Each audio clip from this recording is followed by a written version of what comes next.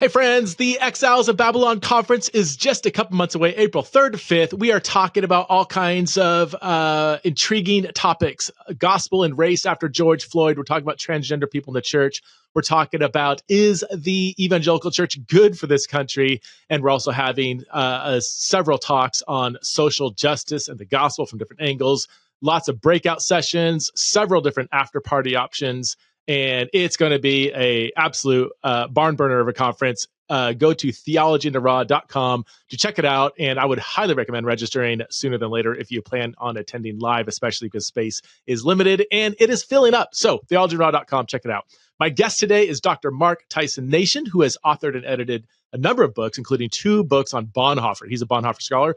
His first book is called Bonhoeffer the Assassin, ? And Discipleship in a World Full of Nazis. For 16 years, he was a professor of theology at Eastern Mennonite Seminary. And before that, he was a director of the London Mennonite Centre in London, England. This episode is all about Dietrich Bonhoeffer, the man, the myth, and the legend. Really fascinating conversation. And Mark is one of the few Bonhoeffer scholars in the world. So I think you'll find, if you're into Bonhoeffer, you have questions about Bonhoeffer, was he a pacifist? Did he try to kill Hitler? We talk about those things. I think you'll find Mark very educated on the topic. So please welcome to the show for the first time, the one and only Dr. Mark Thiessen Nation.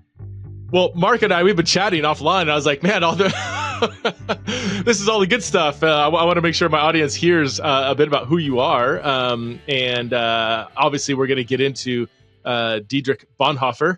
As you are an expert and as I am not at all. So I'm excited to learn from you. But tell us a bit about your upbringing.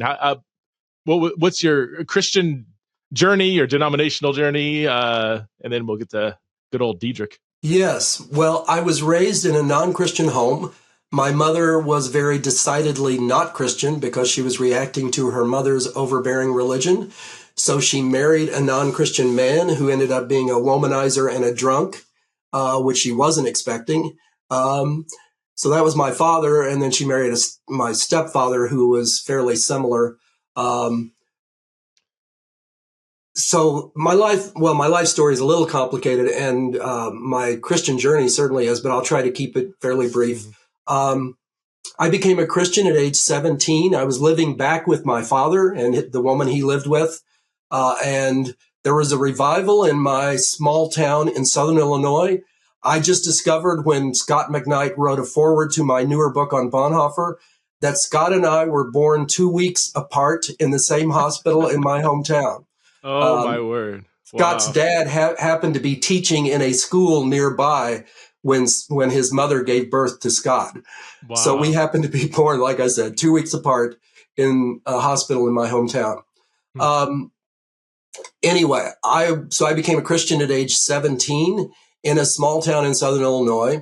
There was a revival in this General Baptist church, and some people, God, Jesus, the church, were not on my radar screen. Never occurred to me to think about anything related to all of that. But a couple of girls, as I recall, really, really wanted me to go to this revival. And I did. And I was powerfully encountered by the love of God. God's power just overwhelmed me, and my life was transformed within this General Baptist church. Really transformed dramatically in one evening, but then, of course, as we all know, that unfolded a lot over the next many years, and is still unfolding. Yeah. Within a year of becoming a Christian, I had to register for the draft. I'm barely old enough to have been eligible for the draft during Vietnam War. And I became a conscientious objector. These Baptists told me I should read my Bible. I was reading my Bible. I was reading my New Testament. And my Lord, that we were taught we should worship and we should follow faithfully. I saw that my Lord was saying I should love my enemies. And I didn't know how that equaled killing them. I had a father who was not a good man, but I didn't think my love for him equaled killing him.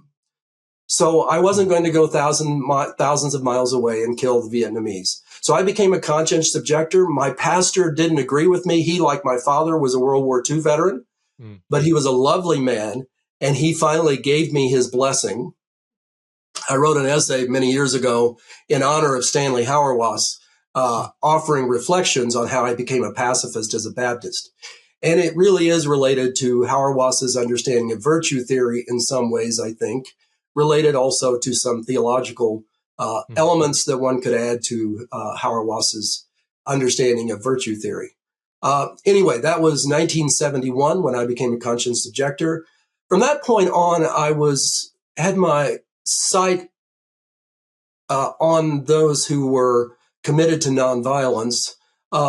It was several years. I mean, like I said, my story is complicated, so I'll have to keep it abbreviated and just highlight some things that are relevant to our conversation today.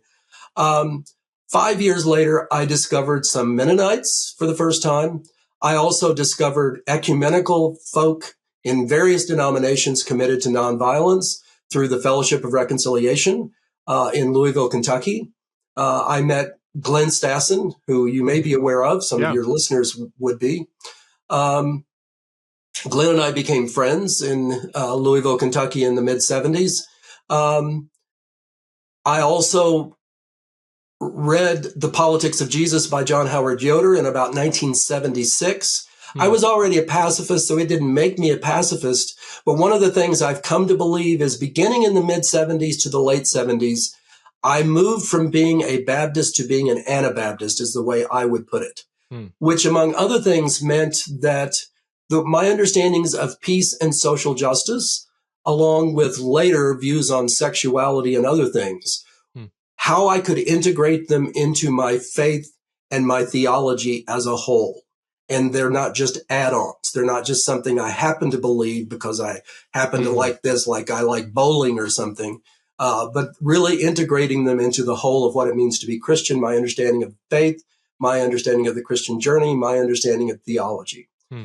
Then I went to the Mennonite Seminary in Elkhart, Indiana, and did a master's degree in peace studies there. And then I started an ecumenical peace and justice organization in Champaign-Urbana that I directed for 6 years. Oh, wow.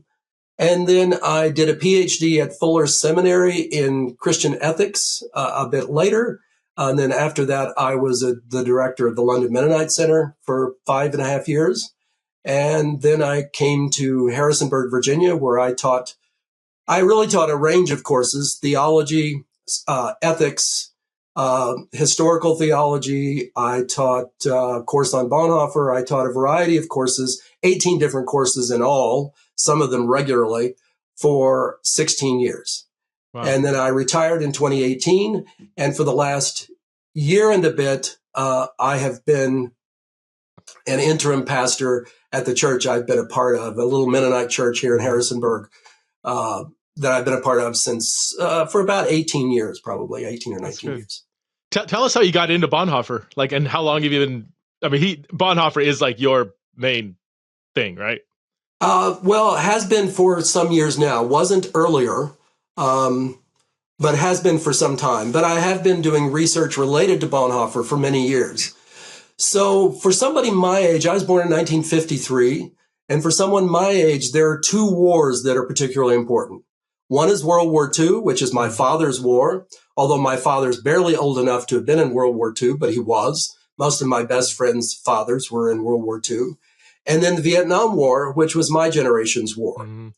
So one of the wars is called the Good War, World War II. Yeah. When I was at the Mennonite Seminary in Elkhart, I decided that I needed to deal with the good war. And you can only deal with so much in one master's thesis. So I had to write a master's thesis for my master's degree in peace studies. I decided to look at nonviolent resistance within Nazi Germany. So I wrote a 110-page thesis on nonviolent resistance in Nazi Germany. Because I said to myself, okay, I hear Americans say, well, we should have killed the Germans and killed those who were allied with them because we had to stop Hitler.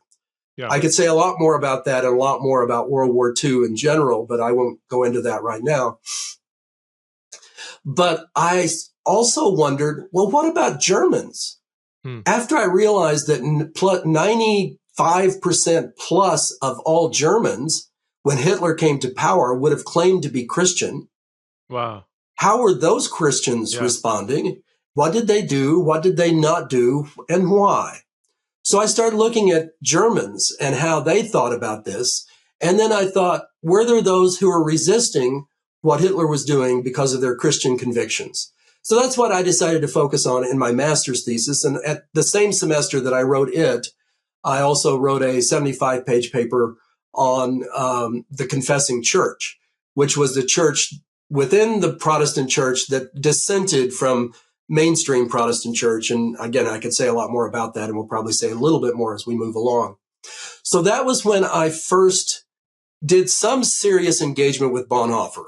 About 3 years earlier, I had written a small paper on the Confessing Church for a course in Louisville, Kentucky. And I had also written a short paper on Bonhoeffer's little book that used to be called Christ the Center. It's his lectures on Christology that he did in 1933.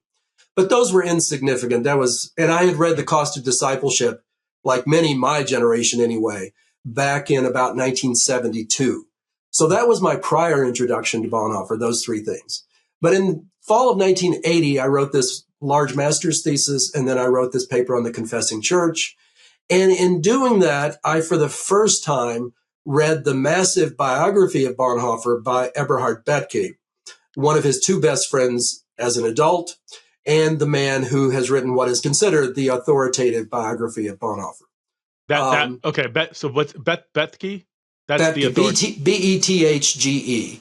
Okay, and he's the authority. He is in Bonhoeffer studies. He is the standard, the go-to from which everybody is interacting. Yes, with. Well, both, especially his biography. But if you see behind me, the blue volumes are all the collected works of Bonhoeffer as translated into English. And I have a few of the German volumes back there as well. He was one of the main editors on this, but he was also the one who made sure that a lot of Bonhoeffer's writings that were not published during his lifetime began being published.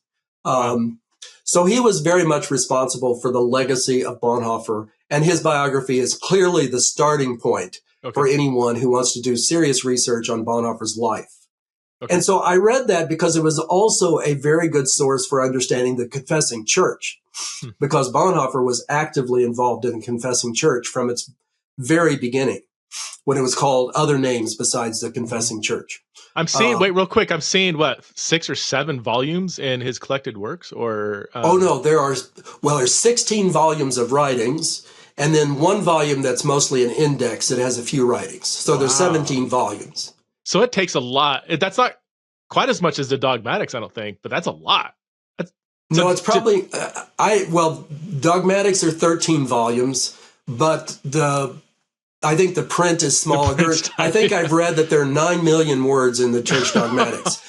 I don't know how many words are in the 17 volumes of Bonhoeffer's writings. But to be a Bonhoeffer expert, you're having to become very familiar with a lot of. I mean, he's got a lot out there to comb through. He's got a lot out there, and there are huge. Given that he didn't write a lot, relatively speaking, I mean, nothing like Barth.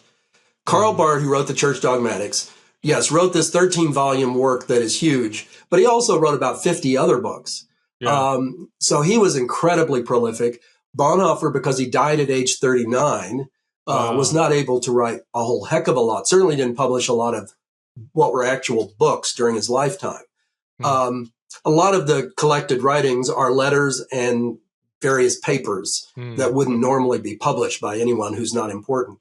But there's a slew of writings always being written on Bonhoeffer. He continues to fascinate people. And for obvious reasons. He lived during fascinating times, challenging times.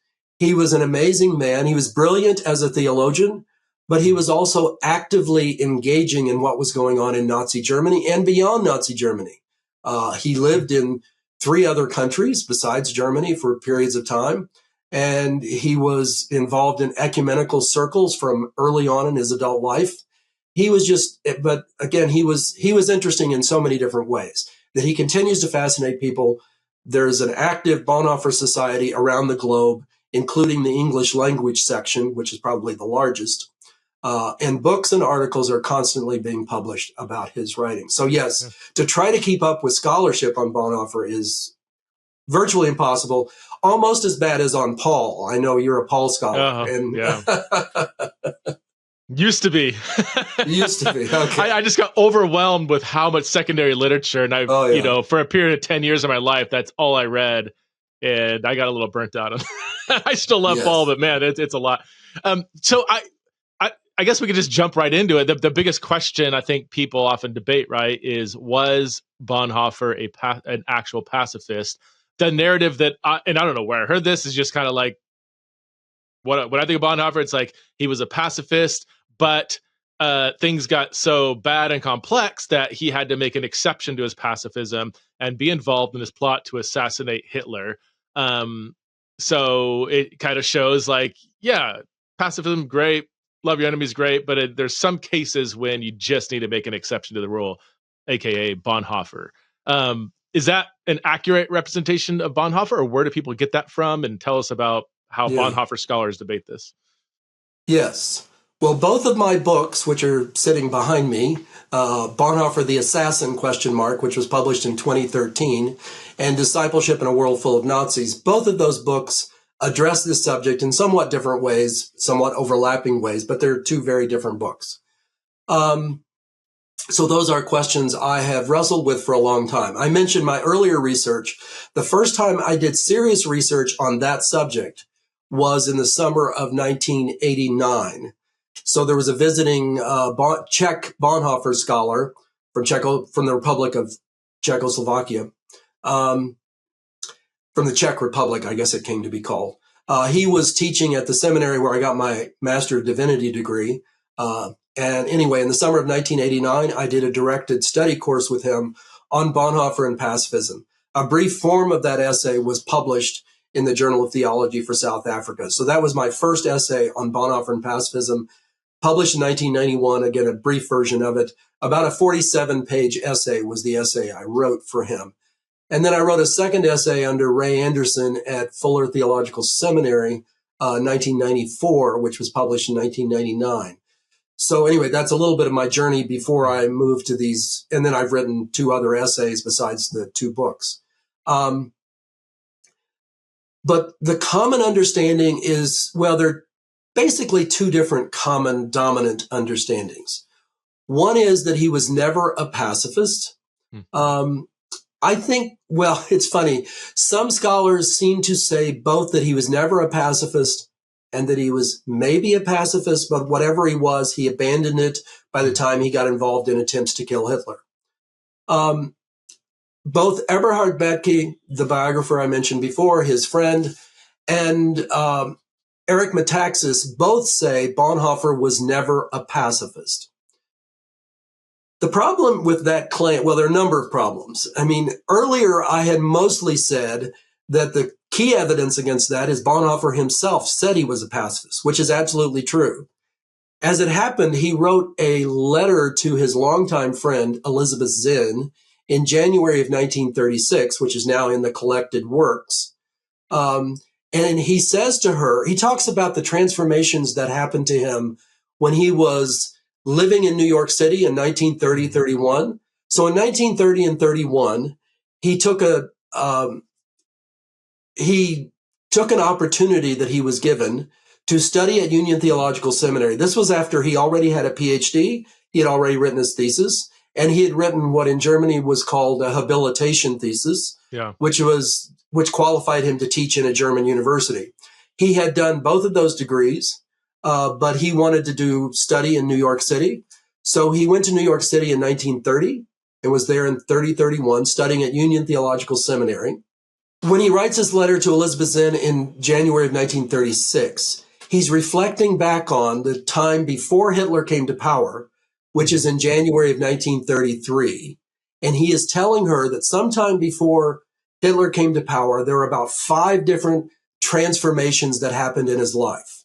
One of the transformations he names specifically is that he came to see pacifism as self-evident, which he says he used to argue against. So he says that explicitly in this letter. He also gave about 6 public peace lectures at ecumenical conferences. And in one of those, he says we should not hesitate to refer to what I'm naming as pacifism. Okay, so those are two clear examples of him saying he was a pacifist. So that's that evidence. But also for anybody who's read The Cost of Discipleship, or what's now in a new translation just called Discipleship, which is a more literal translation of the German title Nachfolge. In that book, he has about 15 pages making an argument for what, to anyone being honest, sounds like pacifism. He is arguing that Christians should be committed to nonviolence. But also I discovered a little more recently, and I have it in my newer book in the first appendix, I realized that there are witnesses from every segment of his adult life after 1931 or after 1930 that testify to the fact that what they heard him saying sounded to them like pacifism. And I could give a few of the names. I'm not sure I could remember all of them. But there are people from 1931 when he gave a lecture on pacifism in Mexico, right after his time in New York City, with Jean Lasserre. Jean Lasserre was a French Reformed pastor studying at Union Seminary with him. He's probably the one who converted him to pacifism. Bethke talks about this in some detail. And he certainly turned him toward the Sermon on the Mount. And it appears that he converted Bonhoeffer to pacifism. Lasserre himself was a fairly newly formed pacifist, which was fairly unusual in the Reformed Church in France, but not unheard of. André Trocmé is another, maybe more famous pacifist from the French Reformed Church about the same time. Anyway, he's the first witness we have that says clearly that in the summer of 1931 in Mexico, Bonhoeffer was advocating for pacifism. But you can see it in his lectures that he gives beginning in 1932 when he returns to Germany. And one can see it then in his book, Discipleship. And then, as I said, there are his students at the seminary who say in 1935, so he began directing this seminary, Finkenwalde Seminary, a seminary in 1935. In the spring of 1935, Bonhoeffer started directing a seminary for the confessing church in Nazi Germany. He directed the one at Finkenwalde from 1935 to 1937. At least 3 of his students have testified to the fact that when Hitler came on the radio announcing that he was reintroducing the draft, which was a violation of the Versailles Treaty, but he didn't care, that most of the students were excited. Bethke also reports this in an article that I've read. Most of the students were excited, which surprises people who think that the confessing church was mostly like Bonhoeffer, but they weren't. Most of the confessing church students who were affiliated with the confessing church, who were students at this seminary, they were perceived as not being patriotic Germans by many people because they were part of the confessing church. But they still saw themselves as patriotic Germans. So they wanted to be perceived as patriotic Germans, and none of them had any qualms about going into the military. Okay. So this was this was in the spring of 1935 when Hitler came on the radio.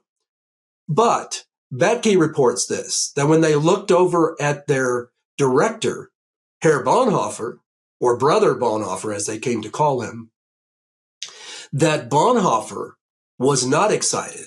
He was the opposite of excited. And then he talked to them about conscientious objection. So he encouraged his students to be conscientious objectors. And he had 1 or 2 of his friends who were pacifists. There were not very many pacifists in Germany by 1935, but he had 1 or 2 of his pacifist friends come also and speak to his students about conscientious objection. And then he continued to teach, I assume he continued to teach the same thing to seminary students once they had to meet in other locations. In 1937, the Gestapo shut down the seminary.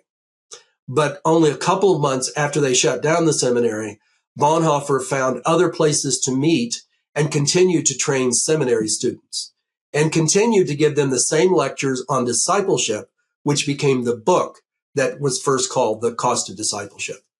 So what we have is The Cost of Discipleship were originally lectures to his seminary students on discipleship. I'm sorry, let me circle back around to the original simple question, was Bonhoeffer a pacifist? He claims he was a pacifist. His life indicated he was a pacifist. And then I will talk in a few minutes about his involvement in the conspiracy, which happened later. One of the things I want to address for those who particularly who have seen the new movie about Bonhoeffer or have read the Metaxas biography or even other biographies, but this is especially highlighted in this new film called Bonhoeffer, Pastor, Spy, Assassin, is Bonhoeffer is barely portrayed as being a pastor at all in this new film. And he certainly isn't portrayed as being much of a theologian. In fact, he specifically says in 1933 that he no longer wants to be a theologian, which is absolute nonsense. In the film? In the film? That's just not accurate at all. No, it's not accurate at all. He was preoccupied with theology for the rest of his life, which anyone can see who reads his writings after 1933. So that's certainly not true. But also, he is mostly portrayed as being a spy and then morphs into being an assassin, or at least helping an assassin to do his assassinating of Hitler. Can I ask a quick question? So, because you've made what seems to be a good case that he said he was a pacifist. There's multiple ways in which he said that. So, but you're saying the definitive biographer, Betke, that says he wasn't. What evidence does he? I mean, that's a pretty. So you're going against like the main guy. What evidence does he give that he never was a pacifist? I don't know if that might be a big. You might take an hour. What's the quick soundbite summary of that? I don't think he doesn't. Well, the main evidence is the alleged involvement in attempts to kill Hitler. And so if he was really a pacifist, would he have done that? So the question is, was he ever a pacifist? Okay. Or did he change from being a pacifist to being something else? So there's nothing really in his own writings that would indicate that he himself said he wasn't a pacifist, or even was early on making exceptions to the rule. Like in terms of just take away his alleged, involvement in the plot to assassinate Hitler. If you take that away, there's no other kind of evidence that he made exceptions to his pacifism? Nothing obvious. I mean, one of the reasons I wrote both of these books that I wrote, especially the newer one, although really both of them, but the newer one, I have a chapter on the first 4 chapters of Bonhoeffer's book, Ethics. It's Bonhoeffer's book that was published posthumously. It was a book he was working on from 1940 to 1943 when he was arrested. It was a manuscript of several different essays. Scholars have made judgments about what order he would have put the essays in eventually, and therefore how the argument unfolds. So I have taken their suggestions seriously, and then I've written a chapter in my newer book, Discipleship in a World Full of Nazis, on what I think ethics, particularly the 4th chapter, which is called History and the Good. There are 2 different versions of that chapter, and I deal with both of them in that essay. Mentioned that because really it's in ethics where there's the only place where there are these passages that are a little opaque and hard to know exactly what he means. But it's certainly not obvious that he's referring to any involvement of himself or anybody else on attempts to kill Hitler, and that he's somehow justifying that. There's nothing like that in ethics. So I try to give my explanation of what I think he is saying in the first 4 chapters of the book Ethics, which is, again, the most important part of that book for understanding in terms of the question you're asking. One of the things one of my students said, which I've never mentioned in either of my books, I keep forgetting to mention it, is that one of my students said one day, if he had wanted to distance himself from pacifism, since he certainly sounded like a pacifist, nobody would have objected to him simply saying, I was naive back then. I'm not naive anymore. I don't embrace pacifism. Anybody like you and I who are pacifist know that almost very few people, I mean, there are those people in certain circles, but the majority would not object to us saying pacifism is silly, it's naive, it's ridiculous. Just get with the game. So nobody would have objected to him doing that, but he didn't do that. In fact, from prison, in one of his letters in the summer of 1944, he specifically affirmed the basic thrust of his book, Discipleship. Okay. And that seems to me to affirm the fact that what he was basically arguing for in that book, which included an argument for being willing to die for the sake of the gospel rather than kill. So was he then involved in an assassination attempt with Hitler? Give us for those who know more than just that. Like, I heard Bonhoeffer was involved in the assassination of Hitler. What are we going on there? Is that true? What are the different views on that? Again, the reason why I wrote the first chapter in my newer book is because Eberhard Bethge implies that Bonhoeffer was involved in one way or another with attempts to kill Hitler. So do virtually I think all of the other biographies. I've read about 7 biographies of Bonhoeffer. I've read the Eberhard Bethge biography twice all the way through, and the 250 pages or so on his involvement in the conspiracy I've read at least 5 times.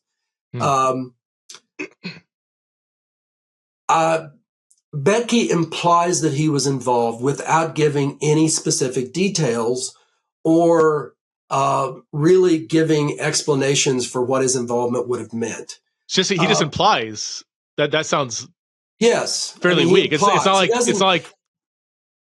there's like a detailed He could have told us what that meant because, again, he didn't write I think he wrote the initial German version of the biography in 1967. So it was long after World War II. There's no reason why he couldn't have specified what this involvement meant. But he doesn't give details. He just implies that he was involved. What the new film does is it shows Bonhoeffer actually meeting with one of the assassins. So he's meeting at this table, planning the assassination. It's one of the first suicide bombers that I've ever heard of anyway, because that is what this guy was doing. And it is portraying, the actual assassination attempt is one of the actual assassinations that was attempted. And it is a suicide bombing. The guy carried a couple of bombs on his person, and he was slated to lead Hitler through captured Russian weapons. And this was something that Hitler did every year.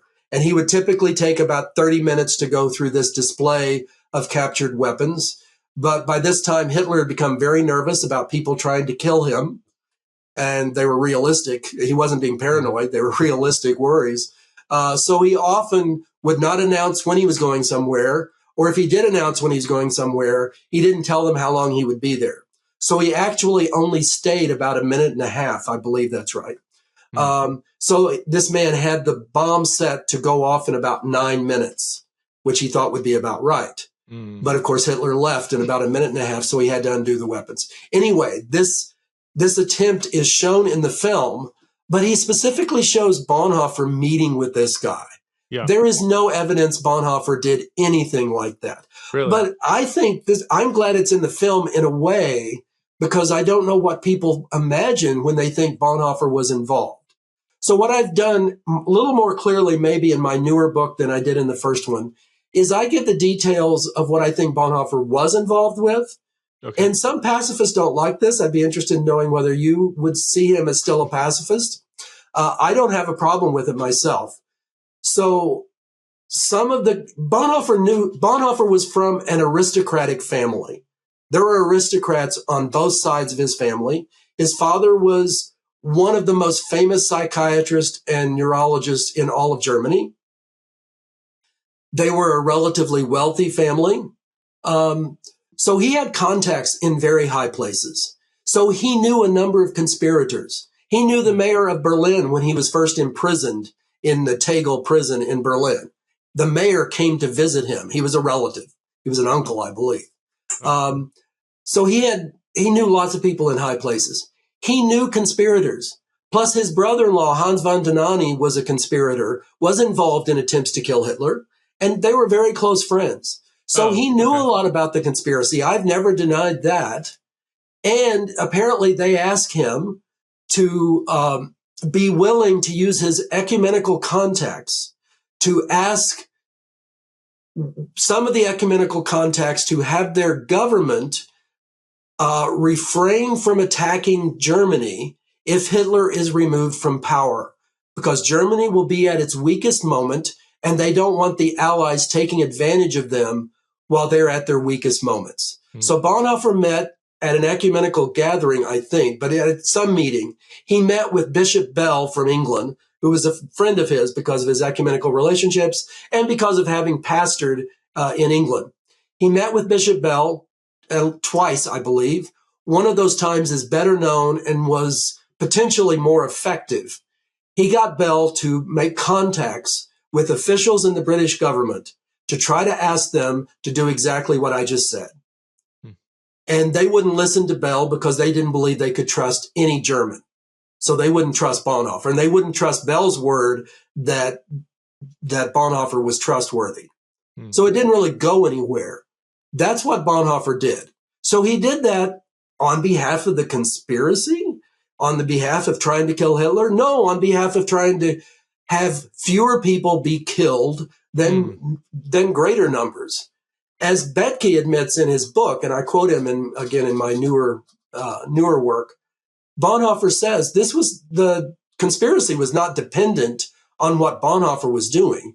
It was sort of a parallel effort. In fact, there's at least one other pacifist, a man that's well known as a pacifist, who was also involved in these efforts, this sort of effort. And there's another man who explicitly said that he was not willing to have Hitler killed, who was also involved in the specific efforts that Bonhoeffer was involved in. So you don't have to be willing to kill Hitler to be involved in that kind of effort. So that's something Bonhoeffer did, which is connected to the conspiracy. So he was aware of conspiracies to kill Hitler. He knew people that were involved with the effort. Yep. But would it be right to say there's no evidence that he was directly involved in that conspiracy? That he was planning it, helping them out for it on a mental level?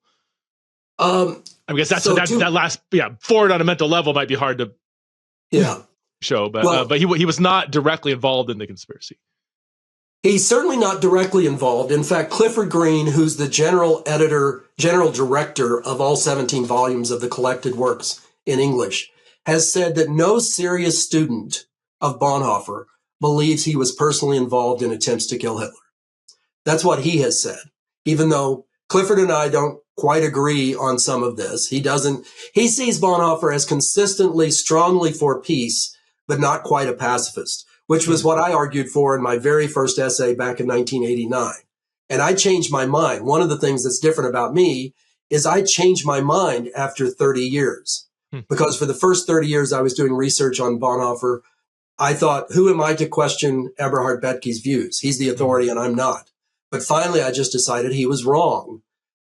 The only evidence that really is significant that counts against my argument, as far as I'm concerned, are memories of conversations in living rooms. There are conversations that have been reported where Bonhoeffer is supposed to have said, I would be willing to kill Hitler. And I quote these in both of my books.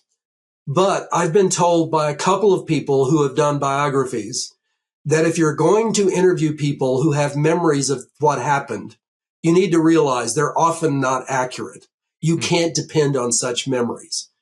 And in fact, Sabine Drom, who's a German theologian who's written a book called Dietrich Bonhoeffer and the Conspiracy, she says basically the same thing. In fact, the efforts that I mentioned that Bonhoeffer was involved in, she said when she did interviews with people about those events, she came to realize that you cannot rely on people's memories of what happened because they contradict each other and people's memories are distorted by their own biases and so on. And so given that nobody around Bonhoeffer was a pacifist like he was, even his close family members that he was very close to, they had a very close-knit family, they didn't agree with his pacifism. None of them had believed in the Sermon on the Mount in the way that he did. None of them had ever given lectures on for pacifism. None of them had written 15 pages in a book on that.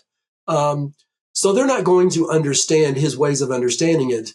And one of the things I mentioned in my newer book is that one of my colleagues at the Mennonite Seminary, who used to live in an African country, he said that he used to be in conversations with friends of his who were Africans who hated the man who was in charge, was the prime minister or whatever of their country. And they were willing to kill him. And he would express empathy with them and would understood why they had this passion to get rid of this man. And he could imagine that given his empathetic reflections and venting with them, that they imagined he was also willing to kill this man, or would have been willing. But he said, I wasn't, because he was a lifelong pacifist. This episode is brought to you by MitoPure by Timeline. MitoPure is the only urolithium A supplement on the market that's clinically proven to target the effects of age-related cellular decline.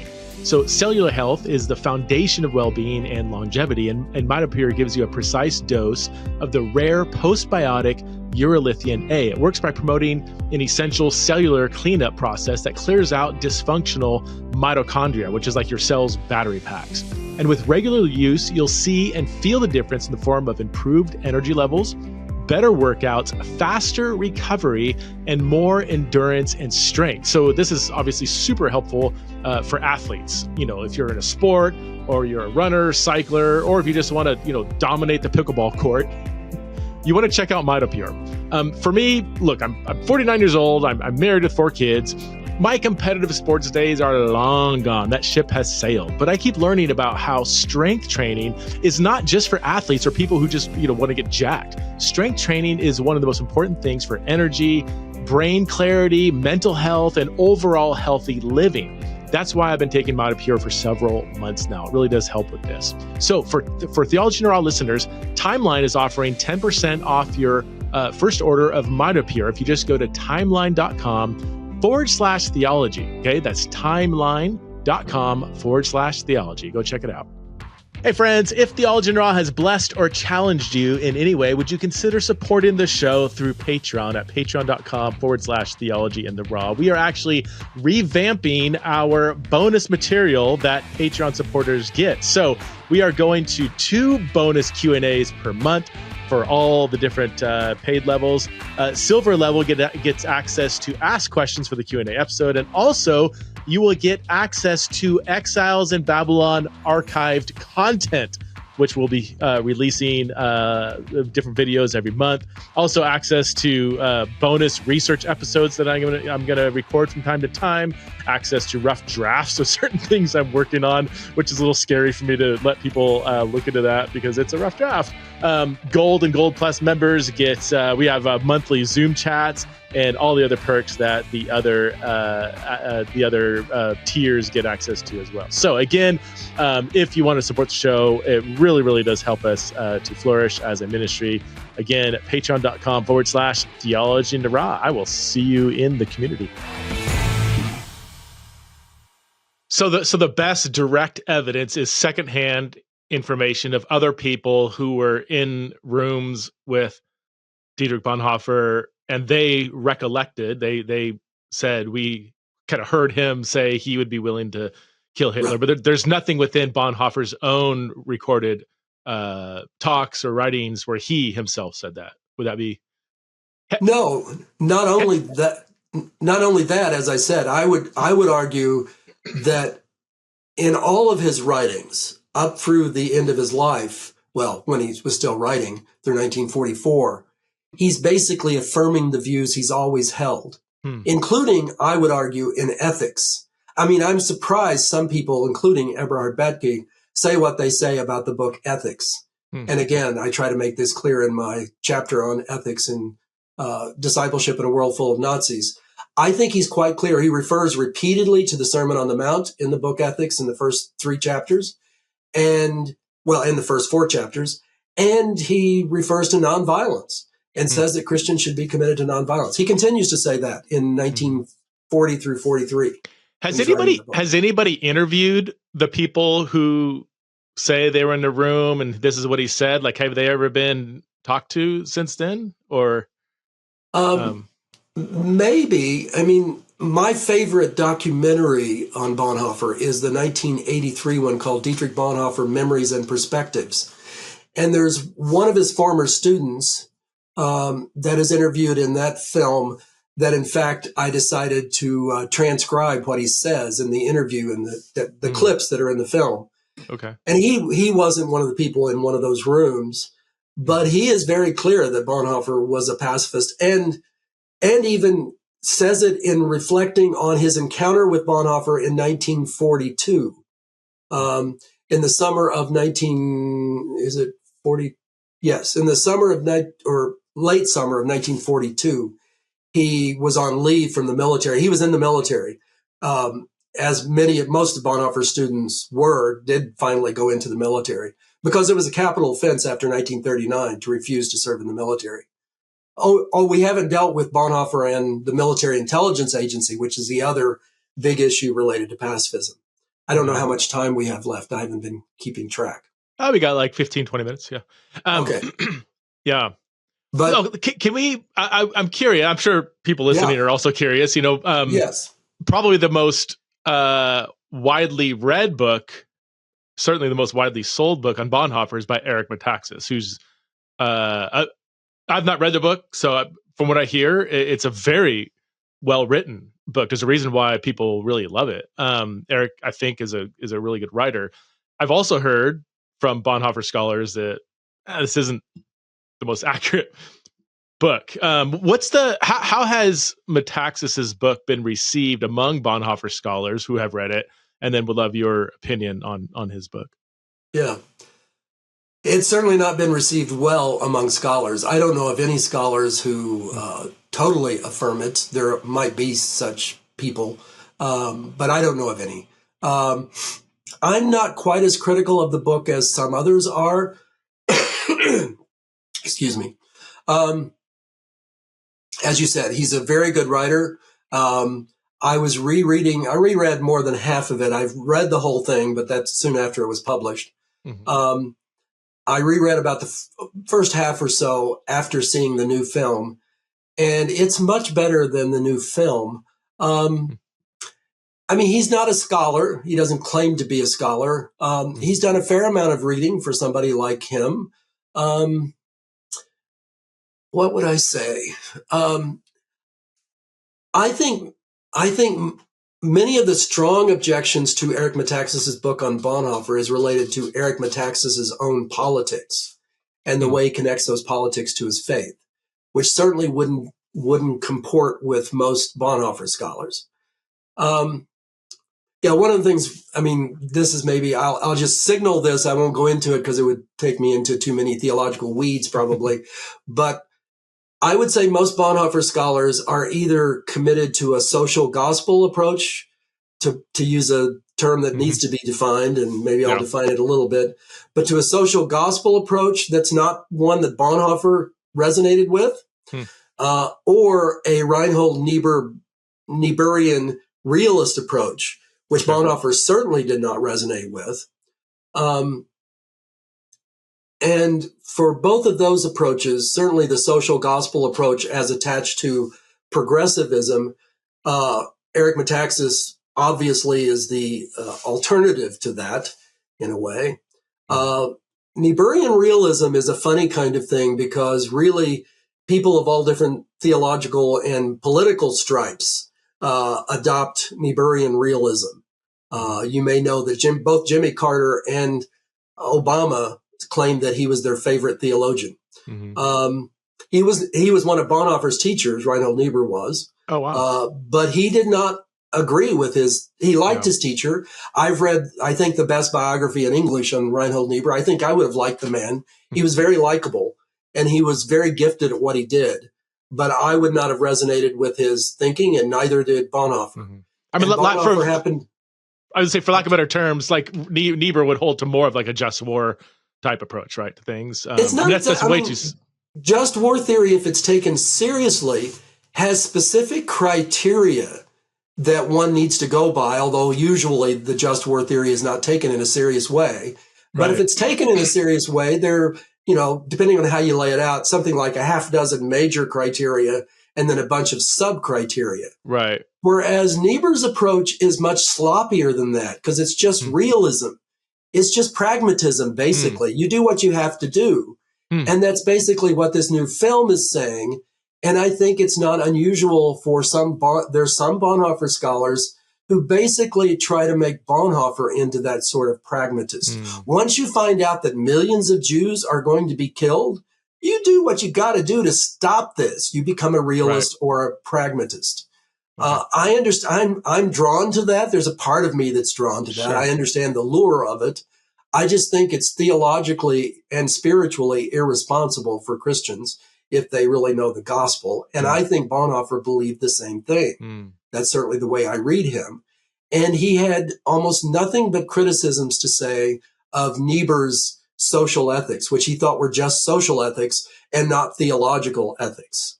And the social gospel was still influential when Bonhoeffer was at Union Seminary at the beginning of the 1930s. Yeah, well, it grew out of like Rausenbusch, right, in the 19 teens or something. So that was very much in the air when Bonhoeffer was in New York. Right. So with Metaxas's book, does he basically line up with Betke then? And I mean, in that case, if he does, then it's not like he's just making stuff up out of thin air. He's relying on the most established biographer of Bonhoeffer, or?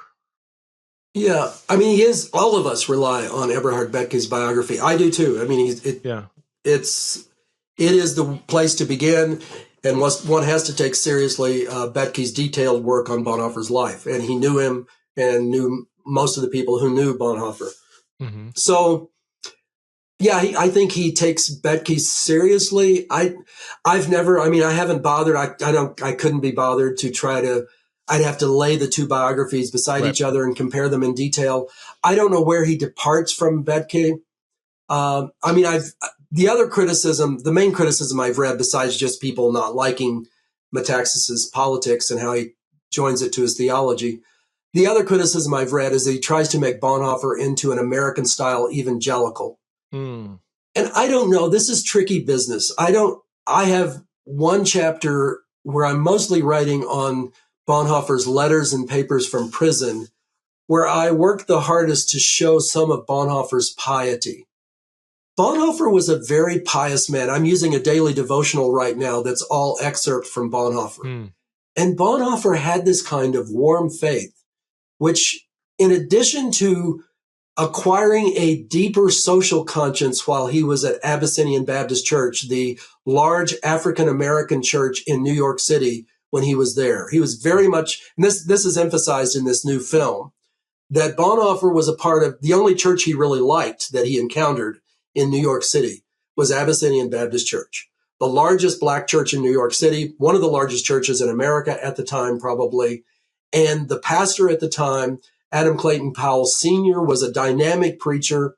And he both had a obviously warm, biblically rooted faith, and also was concerned about social justice issues, obviously racism, and they would address such issues. And they had ministries that cared for the poor among them, and so forth and so on. It was a dynamic church, and Bonhoeffer was actively involved in it. In addition to acquiring a social conscience, which was emphasized in the film and is often emphasized today, which I think is absolutely true, he also, I think, maybe deepened his sense of pietism while being there. If pietism is the right word, I never know quite what word to reach for, but he was for a theologian, he, especially in certain writings and certain letters, he's very, very personal in the way that he talks about his faith. That was not real common for German academic theologians in the 1930s. That's super helpful. In the remaining minutes we have, I am curious about just the Hitler question, right? Like, this is those of us who advocate for nonviolence, especially you and I both advocate for like absolute nonviolence, that this is always the right thing to do. What do we do with the what about Hitler question? Like, if killing Hitler would prevent the murder of 6 million Jews, among many other horrible things Hitler did, is this not a good practical argument against absolute pacifism? Yeah. Again, there's, as you know, there's so many ways one could go in response to such a question and so many different things to deal with. A friend of mine has written a book on World War II, trying to name all of the horrors that came out of World War II. And I have probably half a dozen books in my large library that name a lot of those things. My father was a World War II veteran. Most of my friends' fathers were World War II veterans. It is true that I understand that, as I said, part of me understands why people want to affirm being on the Allied side during World War II. But it is true also that, I don't know, the numbers vary, but somewhere over 55 million people died in World War II, more than all of the wars throughout the history of the world. And more than 50% of that number were civilians. It was a horrible war. If we had alternatives to that, would we not want to try to invest a lot of time and energy and money into working on those alternatives? I would think so. But the other thing is more specifically related to Bonhoeffer and looking at him in this story is one of the things I don't like about the new film and the way Bonhoeffer is portrayed in some ways in all of the biographies. And that is that Bonhoeffer, to my mind, is an exemplar of what pacifists should do in a situation like Nazi Germany. So let me just give a brief account of what he was doing. See, what the new film implies is that while Bonhoeffer was a pacifist and a pastor, he was merely naive. He didn't know much about evils and certainly wasn't engaged in trying to do battle with them or trying to war against the evils in society and speaking out against, acting against the evils. But let's pause for a minute. World War I was also a horrible war, and one of his brothers died. And something that is portrayed in this new film, what's not portrayed is his mother was put out of action for about a year and a half because she was in grief for that long because of her son dying in World War I. It was a horrible war. Bonhoeffer realized the deep pain and agony connected to World War I, which is probably one of the reasons that he began in the summer of 1931, giving these public lectures advocating for nonviolence. That is acting against an evil in the world, which he knew what evil the World War I was. And if even one wants to justify World War II, how do you justify World War I, which also was horrible? It was probably the most horrible war in human history before World War II. It killed a lot of people. There were a lot of new chemicals, gases that were introduced so that you could kill people in even more horrible ways. Yeah. And Bonhoeffer gave a number of lectures arguing against that with some details and speaking about wars happening in various countries. And then when Hitler comes into power, what does Bonhoeffer do? One of the things that the director of this I listened to 6 or so interviews with the director of this new movie. One of the things that he said in one of the interviews is that the most powerful institution in Germany was the Protestant church. And it's true. But again, his film claims, and so do most of the biographies really, claim that before Bonhoeffer got involved in the conspiracy, he was not really doing anything that was actively helping, actively doing anything to work against Nazism. But Bonhoeffer, at the beginning of 1933, started getting actively involved in trying to prevent the Protestant church from being taken over by the Nazis, by Hitler. He worked tirelessly through 1933, helped to compose a confession of faith in August of 1933. He did a lot of things. In April of 1933, even before the legislation came into effect, he composed an essay, one of the most powerful essays in the history of Nazism, against anti-Semitism, calling on 4 different ways that Christians and the church should respond to anti-Semitism once it becomes a reality in Nazi Germany.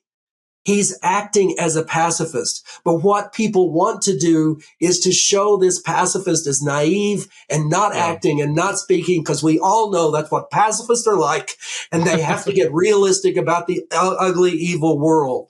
But Bonhoeffer was acting all the way through, and he continues to. He continues to act on behalf of Jews, both in and outside of the church, and he continues to act. And in fact, in 1934, while he's pastoring. In the film, he goes to England to be a spy.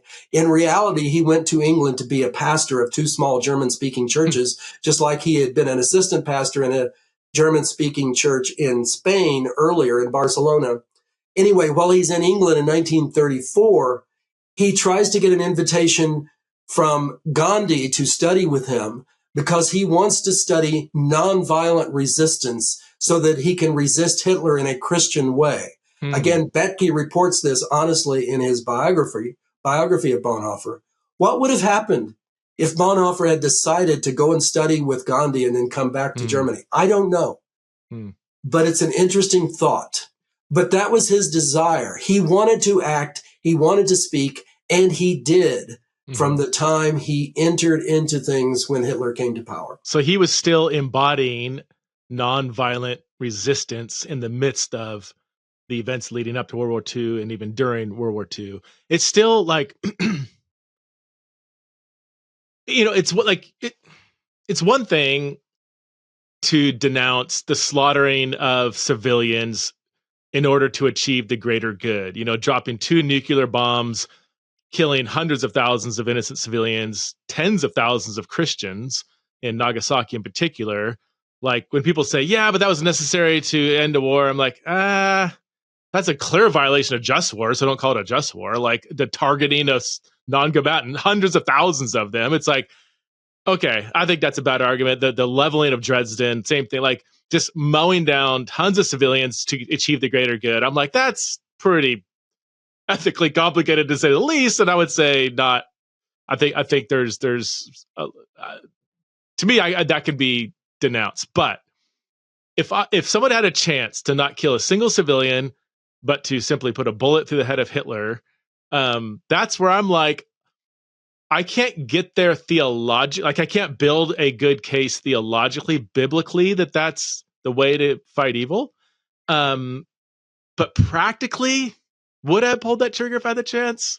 Knowing, let's just say hindsight's 20/20, if I do this, millions of people are going to not die. Although that's the assumption. Maybe you shoot and you miss, and now you empower him to even, in fact, I even heard that there were some assassination attempts that went south on Hitler that emboldened him to like that was part of the catalyst in him wanting to kill all the Jews and like expedite all of the evil that he was engaging in. I don't know if that's, my main question is more, I'm just kind of dancing around, but like, would you still not put a bullet in the head of Hitler if you knew it would prevent all this stuff from happening? Well, I wrestle with that. I really do. Yeah. I wrestle with it too. I understand the wrestling totally. Yeah. But I would say at least 2 things. One is the first question we should ask, it seems to me, is the question that most of us have to confront, because most of us would not have that opportunity and would not be in a place to do it, to try to kill someone like Hitler. So for most of us, the question is the kind of question I was wrestling with back in 1980 when I wrote my master's thesis, and that is, why did most Germans who were Christians simply go along with what Hitler wanted them to do? That was the default setting. And that tends to be the default setting for most Christians most of the time in the United States. It's very few Christians. I've done a lot of speaking in various churches on peace and social justice because I used to direct a peace and justice organization. And I've did my doctoral thesis on somebody who's spoken a lot more churches than I have. And it's my impression that most Christians in the United States do not in any serious way go by the just war theory. Right. No, they do what their country asked them to do. So that's the first thing, to keep us honest. That's the first question for most of us. But to go back to your direct question, the problem is that somebody like Bonhoeffer, if he had, since it's believed that he did do that, are you aware that his name is invoked to justify killing doctors who perform abortions? To justify killing dictators in Latin America by presidents of the United States. I could go down a list of at least a half a dozen people that I know who have, and it's also justified World War II in general, killing 55 plus million people because of who Bonhoeffer was, because his willingness to do what has to be done to stop people who are evil. I can imagine somebody who would try to kill our president at the present, someone has tried to kill him recently, somebody who tried to kill certainly the head of a drug company that is taking money irresponsibly. Why not use Bonhoeffer to justify doing that? This is an evil man doing horrible things. Yeah. One of the problems with this new film is, I assume the film director is aware of this, that he actually has this assassination attempt happening while Bonhoeffer is in Union Seminary again in the summer of 1939. In the summer of 1939, World War II has not started yet. Certainly the plan to kill all of the Jews has not been put into place. Hitler is quite popular. You're telling me that you want in the year 2024, when at least 2 assassination attempts in the U.S. were undergone, that you want to encourage people to assassinate people they believe to be evil, even though that person is popular, and even though they haven't yet done horrible, evil things that everybody would agree are horrible and evil. The problem is we have hindsight with Adolf Hitler. In 1939, neither the Nazis nor Hitler were perceived to be unequivocally evil the way they are now. Not by Germans, anyway. They might have been by other people, but not by Germans. Do we want to encourage people in countries to kill off, to execute their evil leaders, even though, again, they're very popular? They haven't yet done anything that's obviously evil that most people would agree on, and so forth and so on. I mean, if I can be provocative, I mean, this is the very question I raise in my book on nonviolence when I had to wrestle with it, right? What about Hitler? And I'm like, well, are we being consistent? I mean, this does come close to the logic of Osama bin Laden, who warned America for many years before 9/11. You keep bombing all of our civilians in Iraq. There was tons of bombings carried out, tons of civilians being killed by America. You had America empowering several dictators in the Middle East, and you had this massive American military presence in the Middle East, and even the American overthrowing democratically elected leaders like in 1953 in Iran, which led to the installment of the Shah, which was a brutal dictator. So you have all of this from his perspective, all of this evil that America is doing. And that was, in his own words, why he bombed the Twin Towers. Obviously, it's like, that's horrible. No, that's not the answer. But I don't see how the logic is terribly different. Or if you add up all the innocent civilians who have died as a direct or indirect result of the CIA overthrowing many countries around the world. I kind of added up these numbers and it comes to about 6 million. So do we go bomb Langley because of all the evil they're doing? Or you think, you could make a case to shoot Biden because he's funding Israel's illegal occupation and bombing of Gaza. You can shoot Trump because he's doing all, anyway, it's like, where does it end? Like, where is that line? It's not okay. Yeah, but would you still put a bullet in the head of Hitler? I'm like, well, I just want to pull back and say, is that really, one, sound Christian logic, the way to confront evil? And number two, like pragmatically, who decides who's the Hitler? I mean, Trump's been called a Hitler many times, right? I mean, so should we root on the attempted assassination of Trump? So, yeah, I think it's a tough question. I do wrestle with it. But I want, it's to me, it's just not such a simple, like, gotcha, pacifism isn't realistic. It's like, well, what kind of world are we trying to create as Christians? But I do, I got a question here from one of, a bunch of questions are coming in here from our Theology and Raw fans here. What Misha wants to know, what challenges do you, and we kind of maybe have already talked through this, but what challenges do you feel you currently have as in your pacifism? Like what's the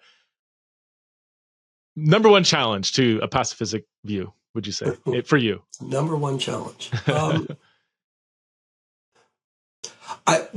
Is this number one challenge? I don't know. I can think of what I believe is the number one challenge, but one of them is that I'm with you, Preston, in that I do empathize with those who want to take up weapons and deal with people who are directly responsible for horrible evils that are being perpetrated.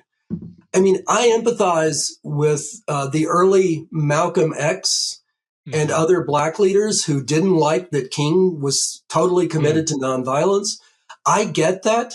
In fact, it's always strange to me that a lot of white Christians I know have no empathy with those people at all because it's domestic killing rather than killing in other countries. But man, the horrible violence, the horrible racism, the horrible treatment that African Americans have had to endure, I understand the rage that wells up. I mean, I can't understand that as in a way that a Black person can, especially someone who has lived through that.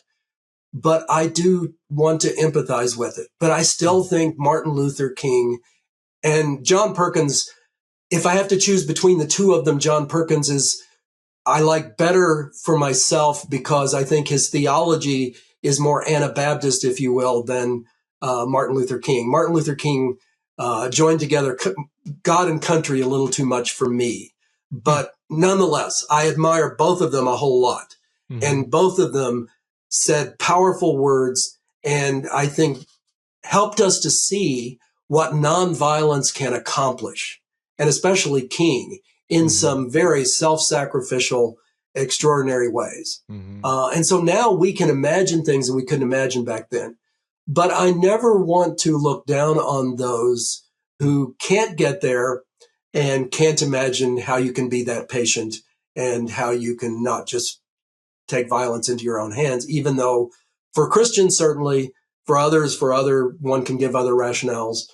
I wouldn't want to encourage it. Another question from John here, and I resonate with this. Personal nonviolence makes sense as you risk your own life. Violence to protect the life of another seems right to do.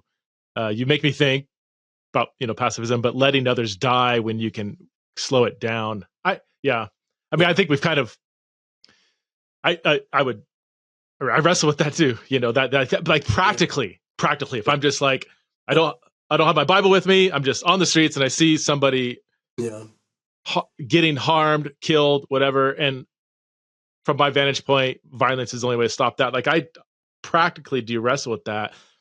I just think as a broad framework, is that how we're going to go about producing good and beauty and truth in the world? Going around using violence to stop what we see as perceived evil. That as a consistent framework, I'm like, I could see where that would be not good. But do you have any thoughts on that? Is that? Yeah, I mean, again, I do understand. I mean, I've heard these arguments my whole pacifist life. And I do understand the power of the arguments. Most people who feel the need to give any rationale at all are typically more concerned about defending others than defending themselves. One of the things many Christians are unaware of is that Augustine and Luther both argued that individuals, as opposed to individuals who are, say, police officers or soldiers in official offices or capacities, individuals as individuals should live by the Sermon on the Mount, and therefore they don't have the prerogative to kill other people to protect their loved ones or their property. Interesting. So it's not just pacifists who have said that, but it's also, like I said, Augustine and Luther. I've never looked carefully to see whether Calvin said something similar, but I've read quotes from Luther and Augustine that suggest that. Yeah, I think Augustine even argued against violence and self-defense too. I think he was pretty adamant about that, if I remember correctly. Well, Mark, I've taken you over your time. Thank you so much for the intriguing conversation. I learned a ton. You've given us a lot to think about and a lot of books to read. Tell us really quickly again, the two books you've written are, I see them behind you right there. If for those watching. Bonhoeffer the Assassin, ? Published by Baker Academic Books in 2013, and Discipleship in a World Full of Nazis, published by Cascade, Wipfenstock, in 2022. Okay, that one that's a provocative title. I hope they're both provocative. Well, especially with the new movie. The first one is also a provocative title now. Right. All right, thanks so much for being a guest on Theology Raw. I really appreciate getting to know you, Mark. Thank you, Preston. It's been good to get to know you a bit, too.